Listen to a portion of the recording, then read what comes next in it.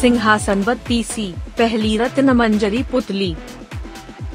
सिंहासन के साफ होने के बाद राजा भोज पहले दिन ही सिंहासन पर बैठने के लिए उत्सुक थे।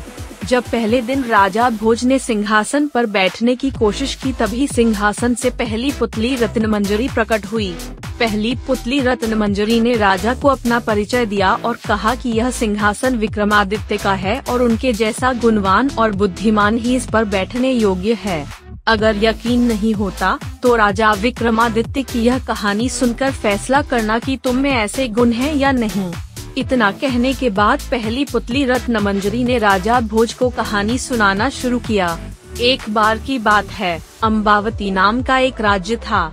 वहाँ के राजा धर्मसेन ने 4 वर्णों की स्त्रियों से 4 शादियाँ की थीं। पहली स्त्री ब्राह्मण थी, दूसरी क्षत्रिय, तीसरी वैश्य और चौथी शूद्र थी। ब्राह्मण स्त्री से हुए पुत्र का नाम ब्राह्मणी था। क्षत्रानी से उन्हें 3 पुत्र थे जिनके नाम थे शंख, विक्रमादित्य और भर्तृहरि। वैश्य पत्नी से हुए पुत्र का नाम चंद्र था और शूद्रानी के बेटे का नाम धन्वतारी था। जब सभी लड़के बड़े हुए तो ब्राह्मणी के बेटे को राजा ने दीवान बनाया, लेकिन वह अपनी जिम्मेदारी ठीक तरह से संभाल न सका और वो राज्य छोड़कर चला गया। कुछ वक्त तक वो कई जगहों में भटका और फिर वह धारानगरी नाम के राज्य में पहुंचा और वहां उसे एक अच्छा ओहदा मिला। लेकिन एक दिन उसने वहां के राजा को मार दिया और खुद राजा बन गया। कुछ वक्त बाद उसने उज्जैन आने का फैसला किया, लेकिन उज्जैन पहुंचते ही उसकी मौत हो गई। उसके बाद क्षत्रानी के बड़े बेटे शंख को लगा कि उसके पिता विक्रम को राज्य का राजा बना सकते हैं। ऐसे में उसने अपने सोते हुए पिता पर हमला कर उसे मार डाला और खुद को राजा घोषित कर दिया। सभी भाइयों को शंख के षड्यंत्र का पता चल गया और सब इधर उधर निकल पड़े। शंख ने ज्योतिषियों का सहारा लिया और उन्हें अपने भाइयों के बारे में ज्योतिष विद्या के सहारे से पता लगाने को कहा। ज्योतिषियों ने बताया कि विक्रम को छोड़कर उनके सभी भाई जंगली जानवरों का शिकार बन गए थे। विक्रम अब बहुत ज्ञानी हो चुका है और आगे चलकर बहुत बड़ा सम्राट बनेगा। यह सुनकर शंख को बहुत चिंता होने लगी और उसने विक्रम को मारने की योजना बनाई। शंख के मंत्रियों ने विक्रम को ढूंढ निकाला और शंख को इसकी जानकारी दी। शंख ने एक तांत्रिक के साथ विक्रम को मारने की योजना बनाई। उसने तांत्रिक से कहा कि वो विक्रम को काली की आराधना की बात बताए और उसे सिर झुकाकर काली की पूजा करने को कहे। जैसे ही विक्रम गर्दन झुकाएगा तो वो उसकी गर्दन काट देगा। तांत्रिक विक्रम के पास गया और उसने शंख के कहे अनुसार विक्रम को काली की आराधना के लिए सिर झुकाने को कहा। शंख भी वहीं छिपा बैठा था। विक्रम ने खतरा महसूस कर लिया था। उसने तांत्रिक को सिर झुकाने की विधि बताने को कहा और तांत्रिक जैसे ही झुका शंख ने उसे विक्रम समझकर उसकी गर्दन काट दी। इतने में विक्रमादित्य ने शंख के हाथ से तलवार लेकर उसकी भी गर्दन काट दी और अपने पिता की हत्या का बदला ले लिया। फिर विक्रमादित्य राजा बने और अपने राज्य और प्रजा का पूरा ध्यान रखने लगे। हर तरफ उनकी जय जयकार होने लगी। एक दिन राजा विक्रमादित्य शिकार करने जंगल गए।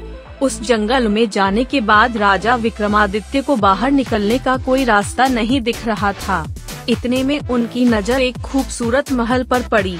वो अपने घोड़े पर सवार होकर उस महल में पहुँचे। वो महल राजा बाहुबल का था। राजा विक्रम जैसे ही वहां पहुंचे तो वहां के दीवान ने राजा विक्रमादित्य को कहा कि वो बहुत मशहूर राजा बनेंगे, लेकिन उसके लिए राजा बाहुबल को उनका राज तिलक करना होगा। साथ ही उसने यह भी कहा कि राजा बाहुबल बहुत दानी है और जैसे ही विक्रमादित्य को मौका मिले वो राजा से स्वर्ण जड़ित सिंहासन मांग लें। यह स्वर्ण जड़ित सिंहासन भगवान शंकर ने राजा को भेंट दिया था। वह सिंहासन राजा विक्रमादित्य को सम्राट बना सकता है। राजा बाहुबल ने विक्रमादित्य का अतिथि सत्कार और राज तिलक किया। इस दौरान विक्रमादित्य ने सिंहासन की मांग की और राजा बाहुबल ने विक्रमादित्य को उसका सही हकदार समझते हुए बिना संकोच सिंहासन दे दिया। कुछ दिनों तक बाहुबल के महल में रहने के बाद राजा विक्रमादित्य सिंहासन लेकर अपने राज्य वापस आ गए। सिंहासन की बात दूर दूर तक फैल गई। हर कोई राजा विक्रमादित्य को बधाई दे रहा था। इतना सुनाते ही पुतली रत्नमंजरी ने कहा कि राजा भोज, अगर ऐसा कोई काम आपने भी किया है तो आप इस सिंहासन पर बैठ सकते हैं।